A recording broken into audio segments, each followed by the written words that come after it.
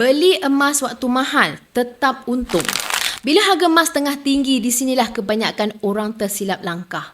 Berhenti menabung hanya kerana takut harga mahal. Realitinya, beli emas ketika harga mahal bukan satu keputusan yang kurang bijak.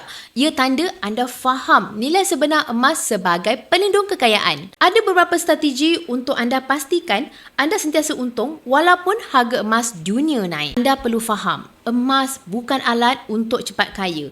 Ia adalah insurans keuangan yang mana emas menjaga nilai harta ketika duit makin hilang nilai akibat inflasi dan ketidaktentuan ekonomi.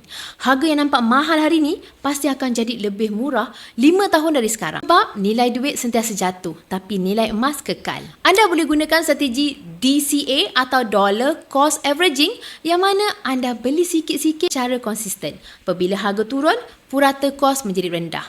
Bila naik semula, simpanan anda sudah pun untung tanpa perlu meneka harga emas semasa. Bila pegang emas fizikal, bukan sekadar nombor di skrin. Emas fizikal adalah aset nyata yang anda boleh pegang sendiri.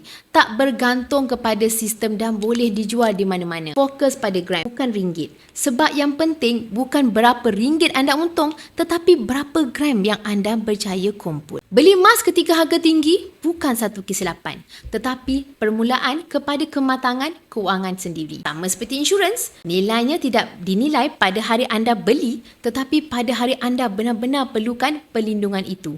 Selagi anda konsisten, disiplin dan sabar, beli emas mahal hari ini akan menjadi keputusan paling bijak untuk masa depan kewangan anda sendiri. Semoga perkongsian saya bermanfaat dan boleh follow saya untuk info lanjut tentang simpanan emas.